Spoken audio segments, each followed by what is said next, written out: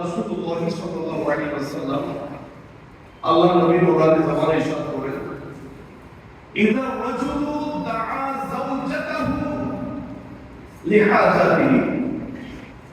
আমার নবী বলেন, কোন স্বামী যদি কোন প্রয়োজনে তার স্ত্রীকে ডাকে, এই অমুকের মা আমাকে এক গ্লাস পানি দাও, আমার এই কাজটা একটু করে দাও, আমার এই জিনিসটা একটু দাও, এই ওষুধটা আমাকে দাও।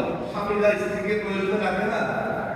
নবী বলেন, কোন স্বামী যদি তার স্ত্রীকে কোন হাজতে কোন প্রয়োজনে ডাকে, সন্তান যেমনি মা বাবাকে ডাকার সাথে সাথে সারি দেয়, এমন অনেক স্ত্রী আছে সমাজের মধ্যে, স্বামী ডাক দিলেন ওই প্রভাবের চাইতে আরো বেশি উত্তপ্ত হয়ে জারি দেয়। এই ধরনের মহিলা আছে না?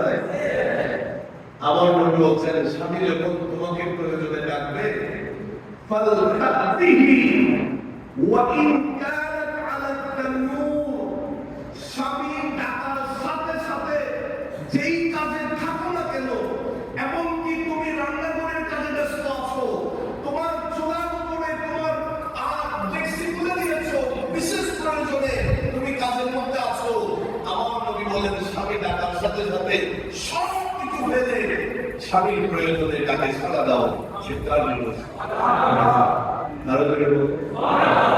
আজকে আমাদের মা বোনকে এগুলো বুঝে আফসোস লাগে, বড় আফসোস লাগে।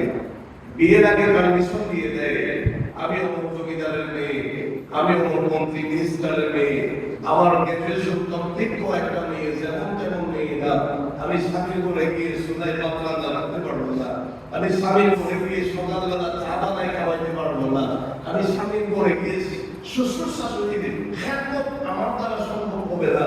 এই ধরনের অনেক ডিজিটাল মেয়ে আসে না, আল্লাহ তাদেরকে সুযোগ করে।